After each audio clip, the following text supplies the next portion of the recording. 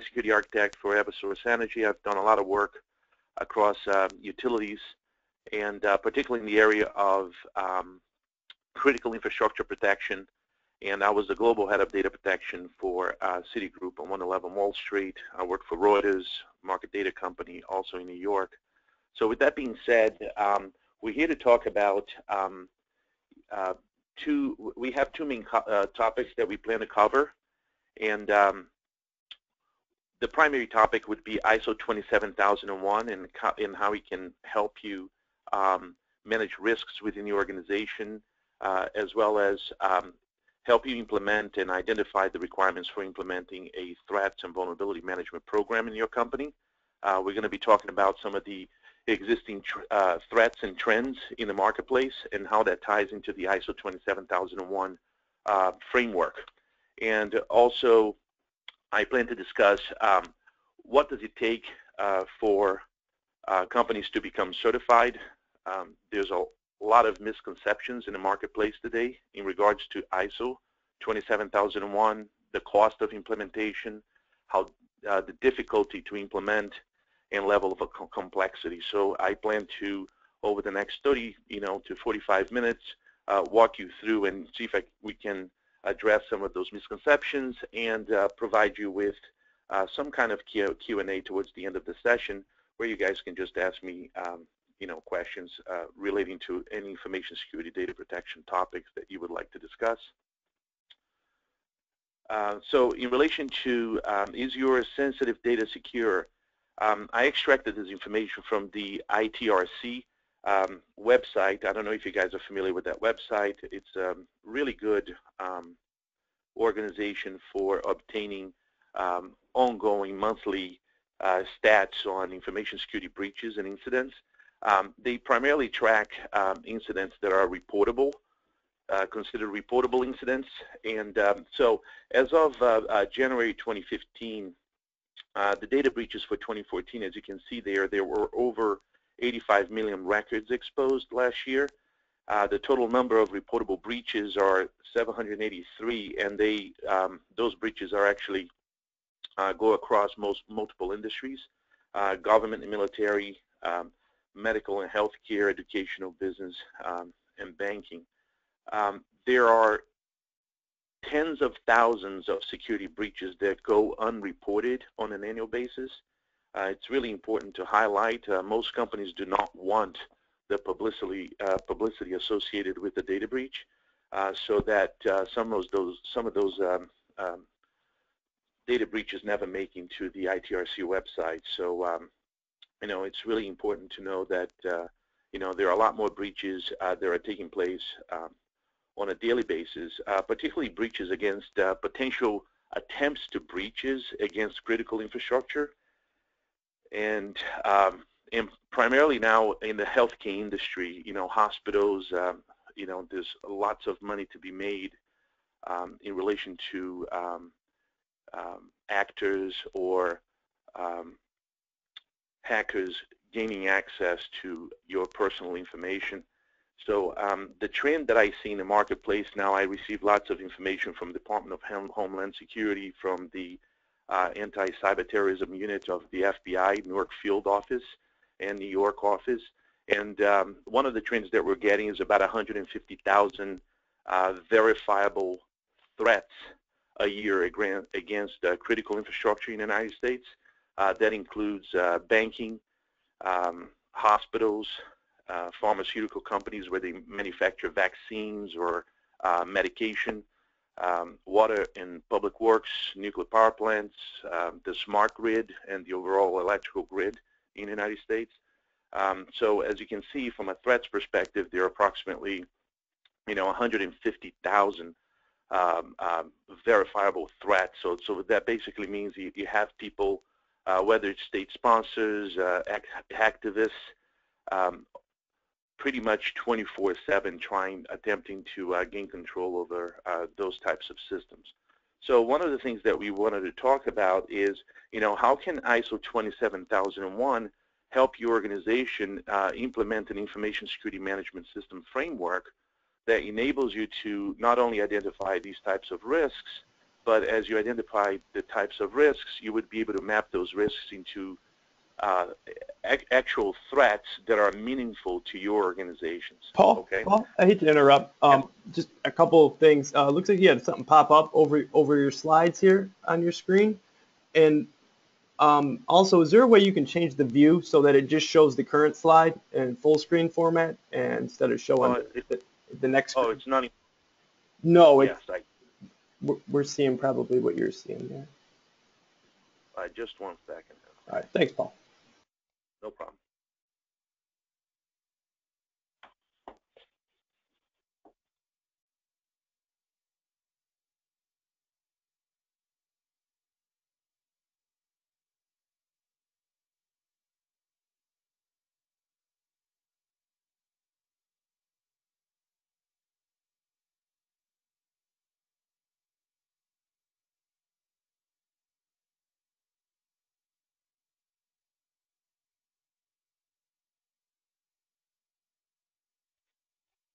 Yeah, I'm just reinitiating the session here.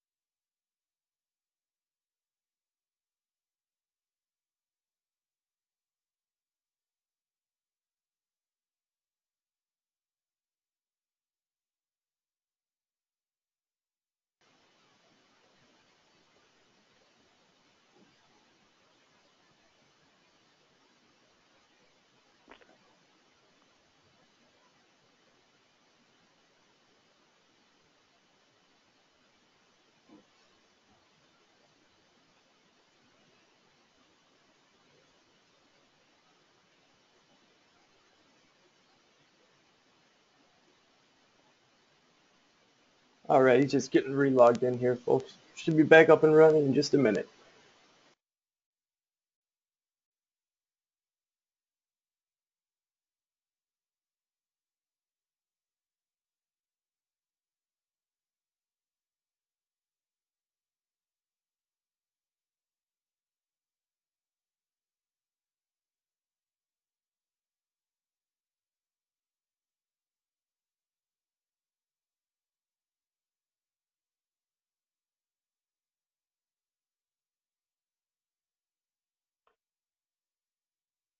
Can you guys see the entire screen now? No, Paul, we're not, or I'm not anyway. I'm not seeing anything. I'm just seeing the title of the webinar.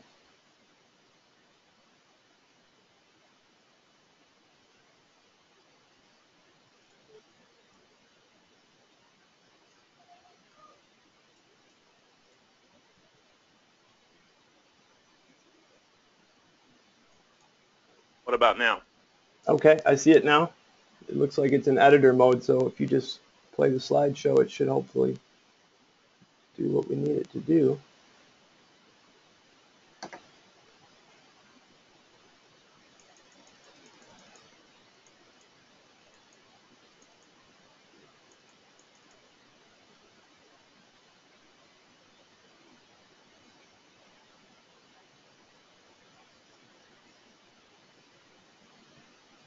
Yeah, it just went away again, Paul.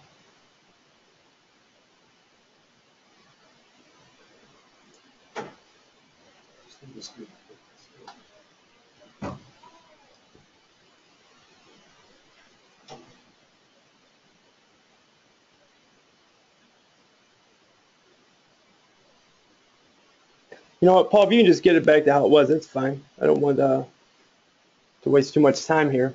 Listen, can you bring up the slide on your end there? Yeah, I'll do the slides on my end. Sounds like a good idea. Yeah, because I can't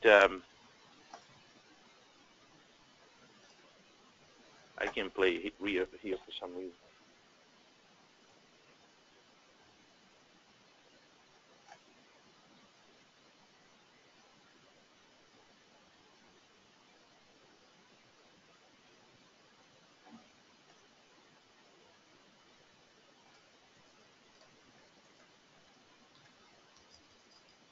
All right. Yeah, so if you can go to next slide. Next one. Perfect. All right, right there. Excellent.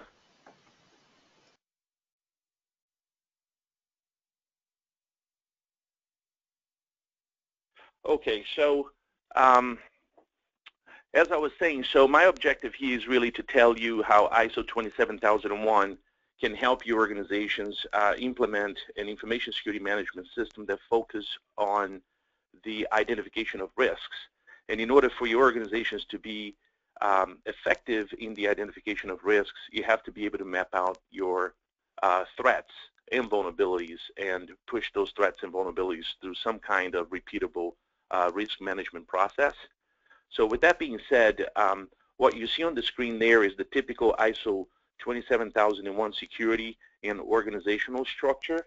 So what's important to highlight here is that for companies that are looking for any kind of, looking for opportunities for improving your existing data protection or information security program, typically your organizations will already have some of this structure in place.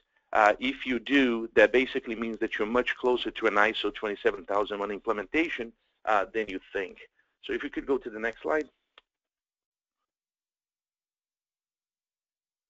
So there are some misconceptions in relation to ISO 27001, primarily around that implementing an information security management system can be too costly and also costly to maintain.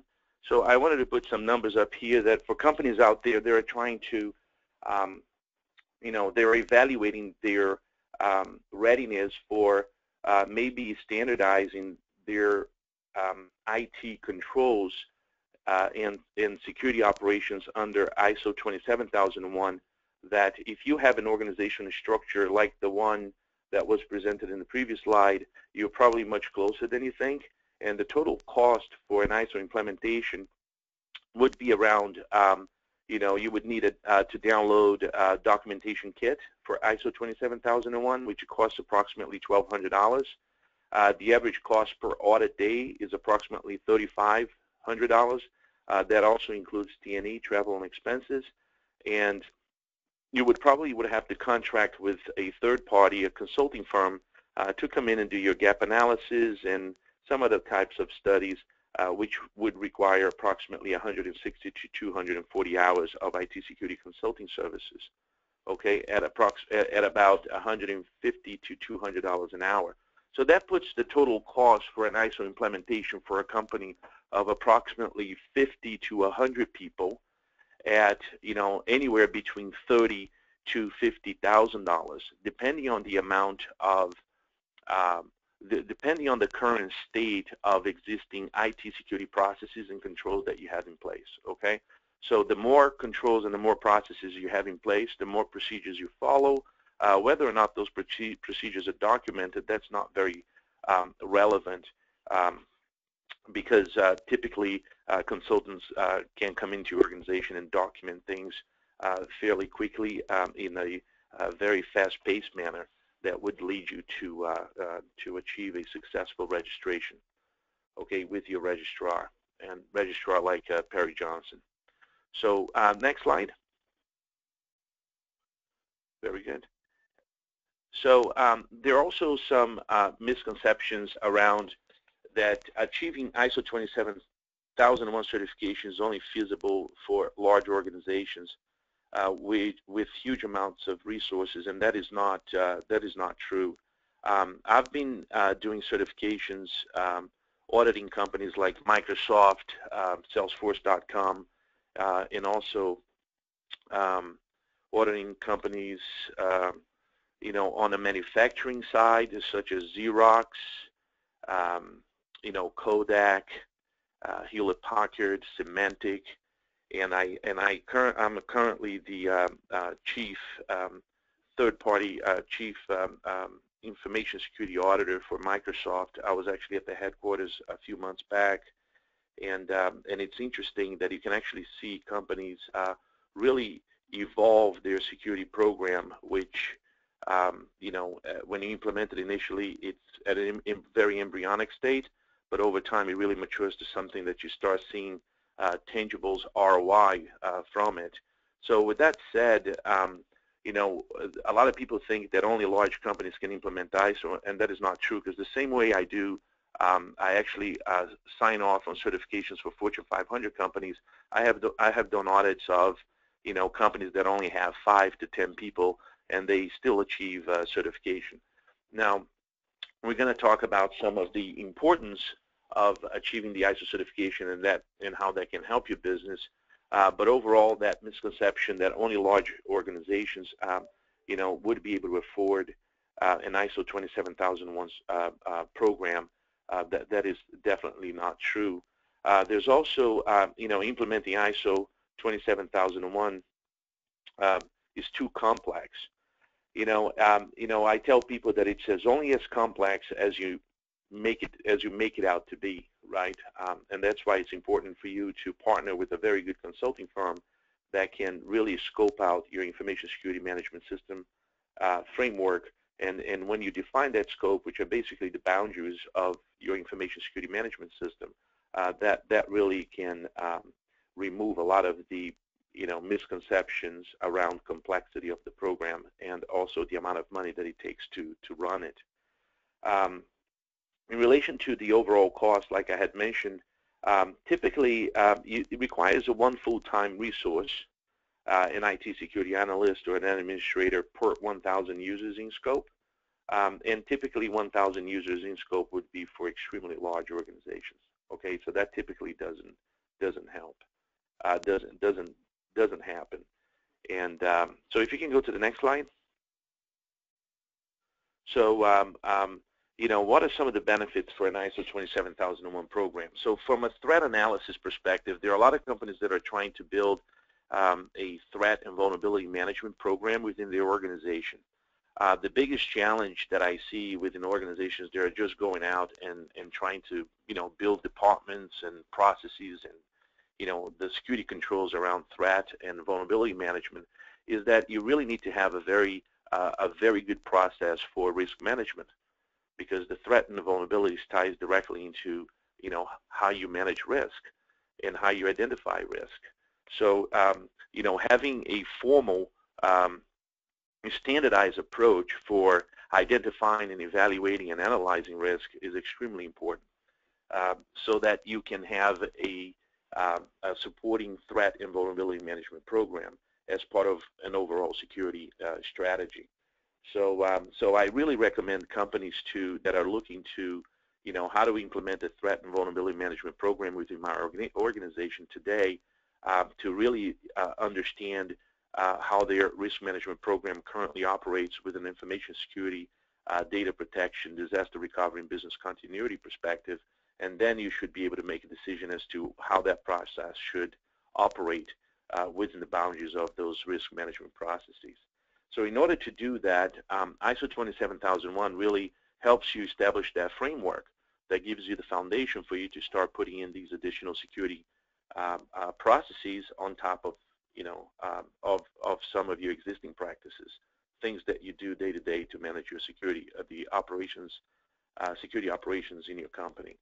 So some of the benefits for ISO is that it protects your reputation, okay, because now you have repeatable processes, more mature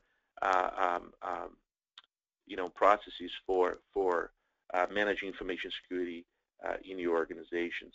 And overall, it helps you to do it in a way that that you can effectively manage risk. Okay, it provides reassurance to clients that their information is secure. There's some cost savings around it. Confidence that information security arrangements, particularly in contractual arrangements. One of the things that ISO, is very focused on information security requirements and understanding who are the third-party benefactors of a good information security program in your organization. So eventually, those benefactors would have to, a lot of those security requirements are established via contractual negotiations.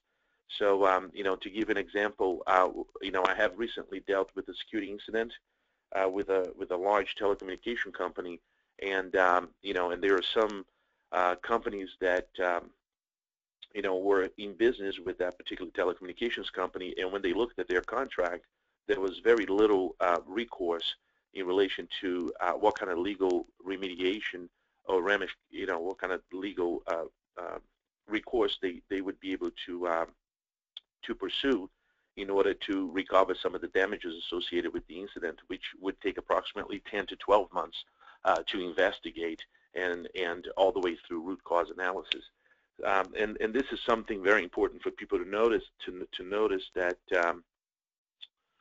if you're a large Fortune 500 company and you experience a data security breach, typically you hear the remediation efforts falling under millions of dollars.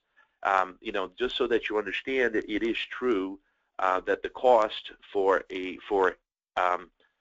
handling a data breach or information security incident is extremely high, primarily because of the amount of manpower that's required. And if it's a reportable incident, there's every state has very specific laws in regards to data protection and also notification requirements in relation to the breach and the cost of those notifications, right, to consumers or customers, and not to mention the damage to the company's reputation. So I spend a lot of time actually going back through contract reviews. So if you are in a state right now and you're looking threats in your organization, I think there's a serious threat in the marketplace today in relation to large cloud service providers having very good contract language that protects their interests and their assets, and that really doesn't help organizations that are putting their assets in the cloud. So if something happens in the cloud, you probably would never know, and if it's something that's highly publicized and becomes public, you probably wouldn't have any legal recourse because you would realize then that you utilized their contracts and you really didn't have a lot of clauses in there that would provide any kind of remedy to your damages. So I would definitely keep that in mind. That's a big trend as we move a lot of our platforms, infrastructure, cloud, to make sure that you have very good contract review process in place. And ISO can definitely help with that.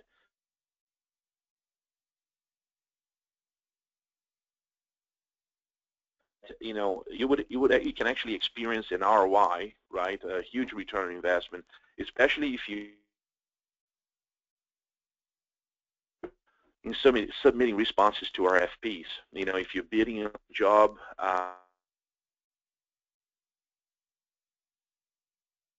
have companies that are constantly submitting bids for contracts, and one of the criteria that we've established internally is that we don't look at any contracts if companies are not certified to industry-known standards.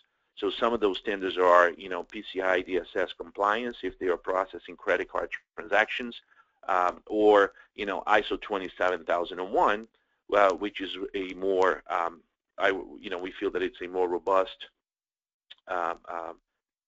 standard, and most companies now are requiring their customers or vendors they're doing business with to actually achieve an ISO 27001 certification in order for them to continue with, in contract.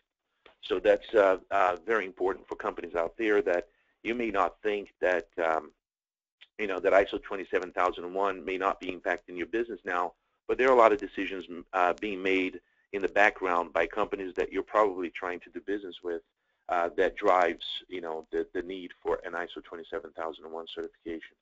So with that said, one of the things that I've noticed in the marketplace is that, a lot of companies will now require that if you're engaged in a contract relationship with them, that you would have to implement the system within a certain amount of time.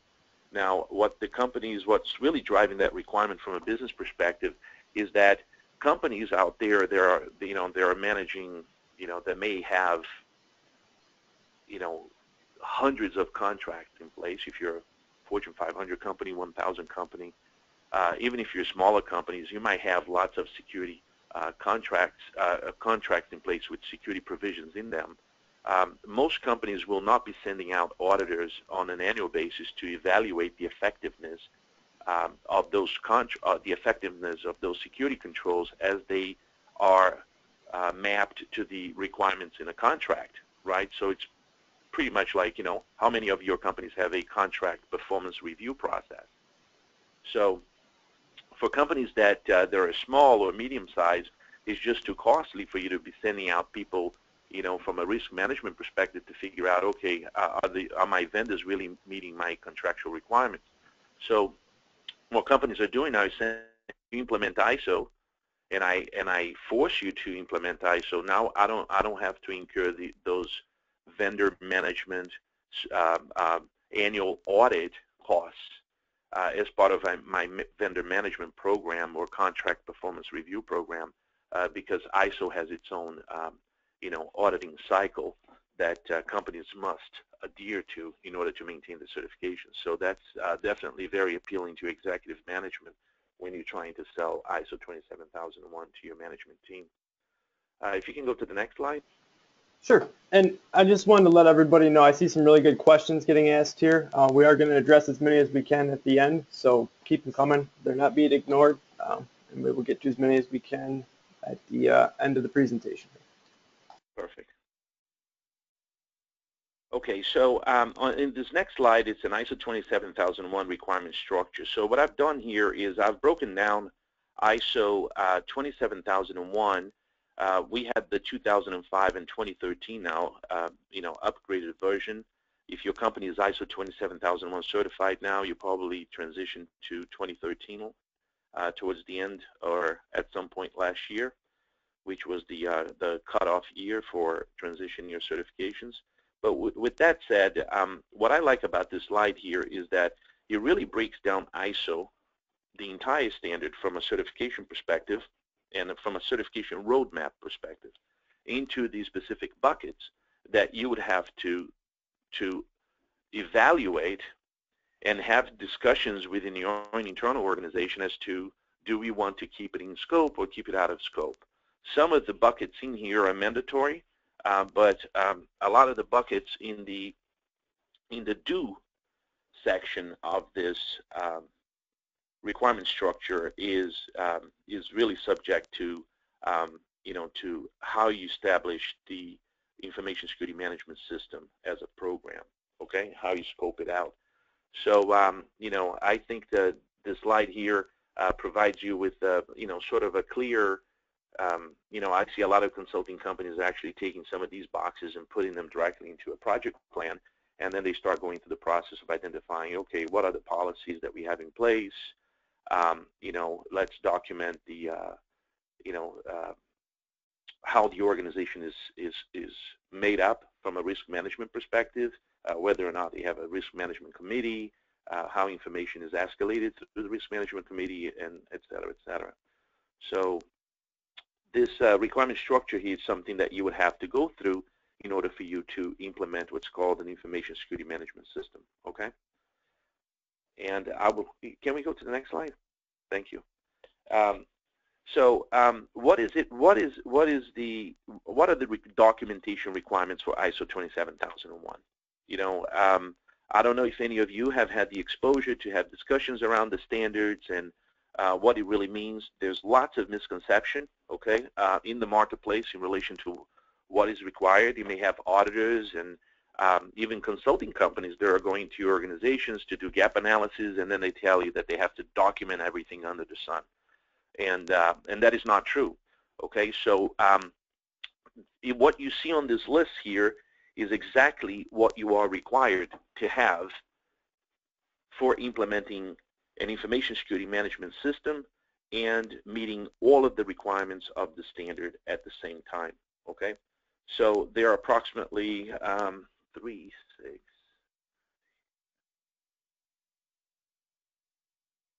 I would say approximately 16 to 13 documentation types, because you should be able to consolidate some of these. Okay, so ideally, and I'm not trying to oversimplify this, but if you have the right consulting company going to your organizations to take you through an ISO implementation, you would basically need to come up with approximately, 13 to 16 types of documents that are must-haves, and that would enable your organization to go through an ISO audit and actually pass it.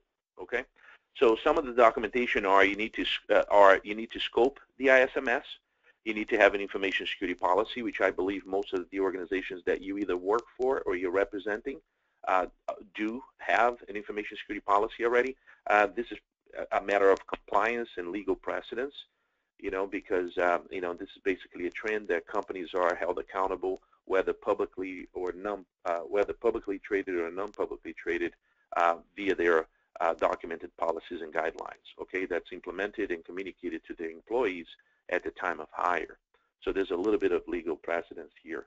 The information security risk assessment process, the risk treatment, how you manage those risks, and a statement of applicability, which basically documents the boundaries of your information security management system. So, for example, if you're a small company, and let's say that your company has approximately 25 to 50 employees, and you want to implement it, there's maybe there are opportunities where you can get additional contracts. Maybe you are a credit card, maybe you provide services for, credit cards, for the credit card industry, and you have to, maybe you're a debt collection agency that's buying debt from banks. There are lots of requirements in relation to data protection. Once you get involved with the acceptance of transmittal information that may contain non-public private information, which is basically people's social security number, addresses, and other types of personal information. So if you're in that type of business, and you have 25 to 50 people in your company, you may not need a full-time, right? Going back to those numbers, 1 full-time resource per 1,000 user. If you have 25 to 50 people in your company, you may only need a certain amount of man-hours per week in order to manage the program. But how you come up with those man-hours, in how those man-hours are spread across all of these documentation requirements here, right? Because you need to have somebody who manages the output of some of these procedures, these policies, and that manages the input and output of information that will flow across all of these processes here. I can tell you that you would find yourself spending, for a company of 25 to 50 people, spending no more than I would say about 2 hours. That would be about 2 hours to 3 hours a week managing the information security management system. Okay, so the numbers appear to be very high, but very low. But once you implement the system, there isn't really a lot to do besides just making sure that you have a process for monitoring the environment as far as security controls are concerned. So, for example, if you have firewalls in your environment and you have audit logs coming in, if you're a small company, you don't need to have somebody 24/7 monitoring those firewall logs, because you wouldn't be cost effective for your business. Right? That doesn't mean that you wouldn't be able to become certified. All you would need to do is document the operational procedure that would say, hey, we're going to be looking only at the alerts that those logs generate after they've been correlated, right? Or we're going to go look at that system, once a month.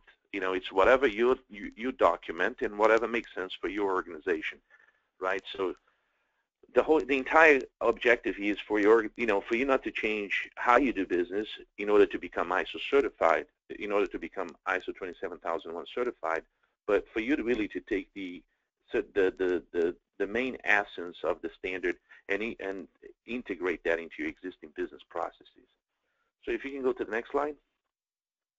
So this is a very highlight of what a risk assessment process should look like from the point of view of an ISO 27001 certification. So basically you need to have, and this is very simplistic, and I strongly advise companies that are looking to become ISO 27001 certified or having conversations about adopting that as a de facto standard for security, for your organizations to look into this particular slide. As far as risk management is concerned, I think that the objective is to keep things simple, right? So you have a risk acceptance criteria defined, right? You have criteria for performing risk assessments, right? So how do you identify which areas of your business you're going to risk assess, especially if you're a small company, right? You may think, well, risk assessment, it sounds very complicated. No, you just look at your business and you figure out where, your critical assets are, where is the information that you need to protect, and then you just, go through a formal process. It could be either spreadsheet based, or it could be, companies like RFS Global, which provides, risk management infrastructure, right, that are extremely robust and that, Fortune 1000 companies spend a lot of money to implement. So like I said, it can be as simple as you want it to be, or it can be as complex as your organization needs it to be, okay? If you can go to the next slide. So I wanted to put this here, how do you sell, what would you do to sell ISO 27001 to your management? So I like to put this, I put this slide here because I think this is something that you can all relate to, right? So basically you have, this idea that you're going to join, some kind of common, you're going to adopt some kind of common standard in your organization, and then you have to go through a series of, meetings and, executive board reviews, and you have to start educating your leadership in relation to what does that really mean, and what the benefits are, and what's the overall cost. And there are a lot of things that in a perfect world, right, we would, you would expect to push some of these things through the process, and you would have some kind of output that would enable you to make a determination whether you're going to go for an ISO certification or not. But in the real world, I think it has a lot to do with you individuals having that one-to-one relationship with leadership in their organizations to sell this. You need to basically educate people, explain to them that an ISO 27001 program, I guess is not as complex as many people view it. I have conversations with some of the large companies I consult for that, the moment I say, hey, listen, you really should put in a contract that this company achieve an ISO 27001 certification within 18 months. And then when we start getting to contract negotiations with third parties that are doing business with some of the companies I represent, they immediately shut it down. But a lot of the times they're shutting it down because they don't understand it, because there's a misconception in the marketplace that, it's going to cost a lot of money, and we don't want that, right? And it takes years to implement. And once you start sitting, getting through the contract negotiations, and you say, no, look, we're going to define the scope so that it only, you're going to certify against the scope based on the contractual services that we're hiring you for. So you're not going to certify the entire organization to ISO. You're just going to certify that particular section. For example, if we give you, sensitive information as part of that business transaction of that contractual agreement, we want you to certify your security operational environment, right, and have a risk assessment process in place so that you can protect our customer information when we give it to you, the company we're doing business with. And that would be the scope. So I think once you start having those conversations, companies really become a lot more receptive of the standard, and if you allow them the appropriate timeline, or give them enough time to implement, it's something that they very quickly realize that it's beneficial to them as well as to the organization they're doing business with. So in relation to securing commitment and buy-in from top management, I think the number one takeaway is that we must demonstrate ROI. So we need to keep this a very simple business case, keep things very, very fluid and straightforward, and so that individuals really understand what is an ISO implementation all about. Well, I'll say you present a realistic budget, number one, and the way you derive that budget is by identifying and analyzing the amount of, for example, man hours that's associated with compliance work. If you look at your IT organizations, there are a lot of people that are doing a lot of checking, a lot of security stuff in your organization that ties into specific requirements that you have, either through contractual commitments, or through regulatory compliance, right, depending on what kind of business you're in. And if it's regulatory compliance, that means you have to do things in a certain way. You have to maintain records. So one of the ways that ISO can really help you achieve a fast return on investment is by streamlining all of this, taking a look, taking a hard look at those processes and figuring out ways to streamline them, making them more effective, and reducing the overall amount of hours that's required to maintain them. There's also, you can also do cost reduction related to RFP bidding work. I'll give an example. There are a lot of people in companies, sometimes very large companies and very small companies, where they're receiving requests for information on an annual basis from many different customers. Give us a copy of your piece. We would like to see a SOC 1 Type 2 report, SOC 2 Type 2, and we would like to see the PCI DSS report, certification of compliance, or we would like to see the results of some of the audits, and we would like to see your SSA 16 or 17 and reports. And when you start taking a closer look at these processes of how that information actually is put together and then communicated outside your companies, you realize that you're spending a lot of time, doing information that really should have been put in some kind of automation in order for you to save the time from that particular resource and redeploy that resource to do better things that would add more value in protecting the security of your information within your companies. So, so one of the things that I tend to recommend companies is to take a look at some of that repetitiveness of, if you see things that, going out the company, security information always leaving, and proof that your customers are constantly requesting off you, ISO, if you implement ISO, that you would see a tremendous reduction in the amount of that work, because you would be sending very specific documentation that you would just maintain on an annual basis, and you would just share that on an annual basis to your customers. I have, if you're doing business with Amazon.com, AWS, the Azure cloud, or AT&T, they have this information readily available on their websites, right? The same thing. So it's very transparent, so that you don't need to send communications to them. You have a login, you go in, you just download it, and that's your evidence right there. We're maintaining the certification. And ISO is good because it has a 3-year life cycle where auditors actually come to your company, just like PCI DSS, different schedules though, and that provides the level of assurance that your third party needs. If you can go to the next slide. So, many of you are closer to an ISO 27001 certification than you think. Okay, I think, I'm going to try and summarize some of the things of why I think a lot of companies are much closer than they think. I think primarily is that if you look at your business processes right now, you are in business and you are profitable, and you have resources that are performing functions and doing some types of, some form of work, type of security work in your organizations that that enables, your company to maintain a certain rhythm.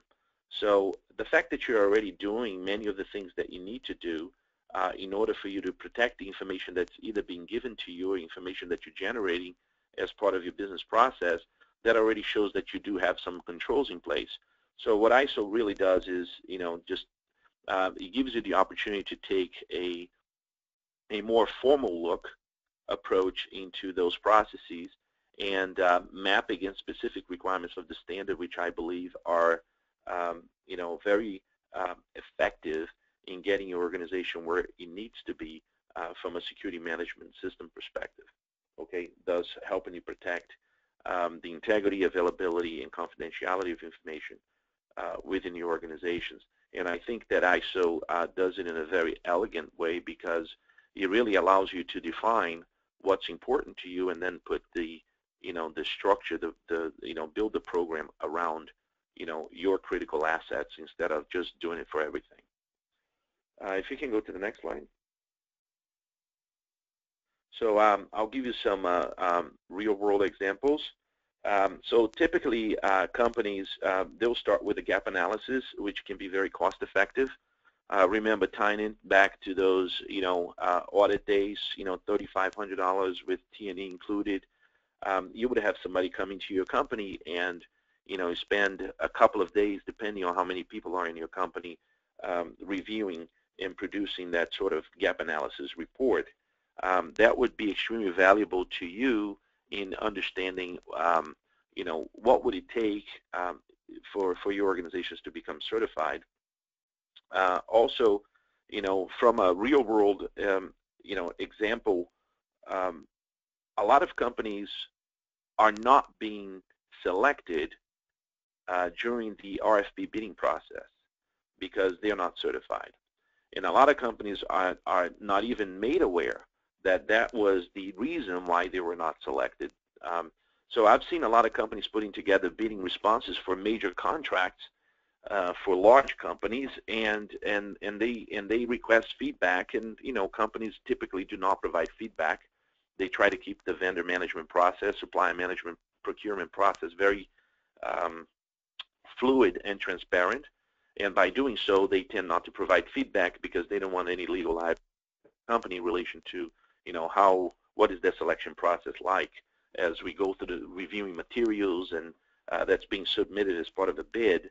And if you're not ISO certified, a lot of companies now are not doing business primarily because of the audit cost. So instead of companies having to deal with, sending out auditors to a data center, for example, to view the, the security, to review the effectiveness of security controls at your data centers, they find it easier that, hey, if you're an ISO 27001 certified organization, then all that audit and assurance and conformity validation comes as part of one package, and that cost doesn't belong to the company then.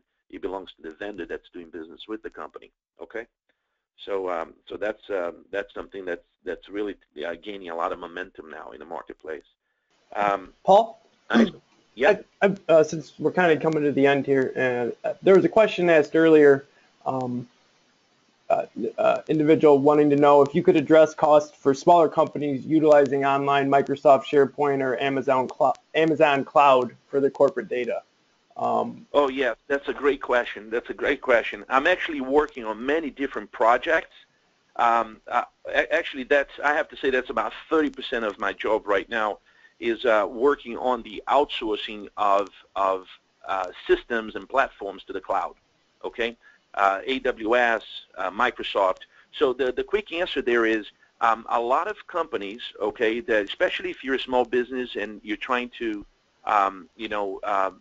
gain market share, and then you realize that in order for your organization to gain market share, you need to really hire security people because everybody's talking about it now, and that can be very costly. So I see a lot of companies now taking advantage of the cloud service providers by moving their systems into the cloud, enables them now to automatically leverage the certifications that the cloud service providers have already hold and they implement in order to ensure the protection of those assets when they are in the cloud. The biggest issue now is, and that actually helps reduce a lot of the cost of the implementation, is that from a physical security perspective, now you can use Amazon or Microsoft's ISO 27001 certification. What's happening now, though, is that companies are saying, okay, that really addresses the security of the data center, or perhaps the application and the services that's being provided via the cloud. But that doesn't address the security controls around how your developers or your IT staff interacts with that system on the day-to-day maintenance of those systems. So what I see happening now is that a lot of the smaller companies are really scoping their ISMS just to address the interactions between the business to the servers and applications they are running in the cloud, and then they define the scope, which turns out to be a very limited, very small scope, and it tends to be a lot more cost-effective than trying to run an entire program across the organization. Okay, and I see here the individual who asked that question, they weren't able to hear the beginning of it. So just to kind of summarize, it sounds like if you utilize a cloud-based host that is ISO 27001 certified, you can certainly offload a lot of the cost of implementing to the extent of what actually takes place on those systems, but you're still going to be responsible for securing, that data moving into and out of your physical premises, outside of the cloud host infrastructure. Yeah, that's correct. So basically, if you're in the cloud, for anybody that has any systems in the cloud service providers do provide those certifications. Okay. What we're starting to realize now, and you will probably notice this over the next 3 to 6 months, very soon, that there has been some very high-profile security incidents in the cloud already. So from a critical infrastructure perspective, for example, the Chinese now are, they're establishing companies in the U.S., and then those companies now, they build, they move their platforms into the cloud, into the Amazon cloud, for example, right, under the premises that it's an American entity doing business here in the U.S., but it's Chinese-owned. And next thing you know, they're trying to hack Amazon within, because now they're in the cloud, they have access to those systems, whether it's platform as a service, software as a service, but because they're there now and they have connections, because a lot of companies will set up VPNs into the cloud or, web services. So now you have people that are trying to hack within, right? They're pretending to be a business that's engaged in some kind of contractual agreement with the service providers, but in reality, they're there just to try to hack with them based on whatever motivation they have. So with that said, I think just to wrap up on the question, you can leverage the ISO 27001 certifications. That primarily applies to the data center operations, right? Where are the physical servers and equipment and the applications running from, and what security controls do you have around that? If it's in the cloud, most certainly you're leveraging their PCI DSS, SOC 1, Type 2 reports, and 27001 certifications. But companies are asking now that, okay, you still need to show how the individuals in your organization interact with those systems. For example, how do you manage access, right? I mean, there may be lots of developers working overseas. They're accessing Salesforce.com, for example, to maintain your applications, right? So even though your application is Salesforce.com in the cloud, you have developers now that are going in there and writing code. So Salesforce.com may have an uptime of, 3 nines, right? 99.99, 3 to 4 nines uptime. But does it account for the downtime when a developer uploads a bad code onto your production server and now the service is not available to your customers? Sure. So a lot of the companies now are starting to ask those questions. Sure, that makes sense.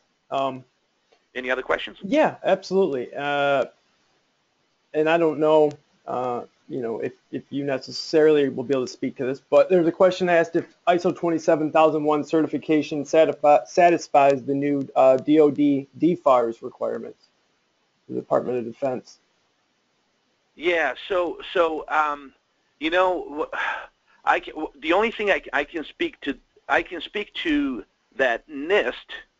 And, if you look at government entities, right, they tend to adhere and push NIST, even though you cannot certify it against NIST guidelines.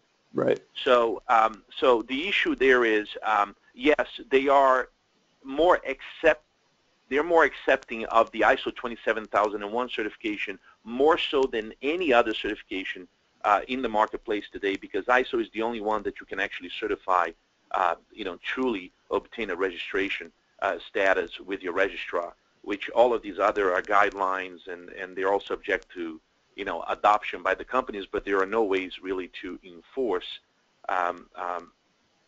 methodically enforce the level of effectiveness of the program, if you will. Hmm. So I know that the Federal Reserve Bank right now, like if you're doing business with the GSA, Federal Reserve, DOE, DOD, and even if you're providing systems and services, especially after the security breach, right, at the White House, um, they will not do business if you're a federal entity and you're bidding to a bidding for a job or for an RFP. They will not do business with you if you're not ISO 27001. And the Federal Reserve Bank actually became one of the first entities to become ISO 27001 in the United States back in 2005. Okay, so the government is really looking for, it's all about assurance, right? So the DOD and NIST, they all come out with these guidelines, but deep down, companies may say that they adopted, but if they don't have some kind of annual auditing program behind it with teeth that really validates the effectiveness of these programs, they really don't carry a lot of weight. Sure. And I would think too, without knowing the specifics of that off the top of my head, 27001 is a framework. So if part of your policy is you need to be DOD, DFARS compliant, 27001 would hold you to that, in audits and such. So it can certainly be extended to, and requires to be extended to, any kind of regulatory compliance that your organization needs.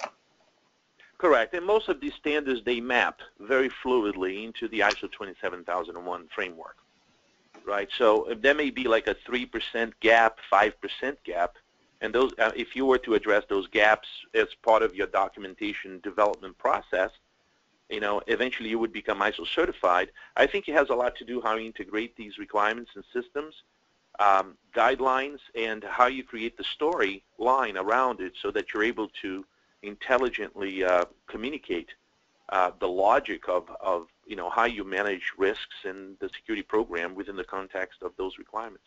Sure. And I think all the federal entities, or even at the state level, they're very receptive of it. Sure. And then there's one more question, and obviously it's going to be hard to give an answer without more details, but it was asked approximately what would the cost for implementation of ISO 27001 cost for a company with the size of 250 employees? Yeah, okay, that's a good question. I can come up with very, very good numbers for that. So if it's 250 employees, typically an ISMS of 250 employees, only 10% of the total number of employees would be in scope for the ISMS.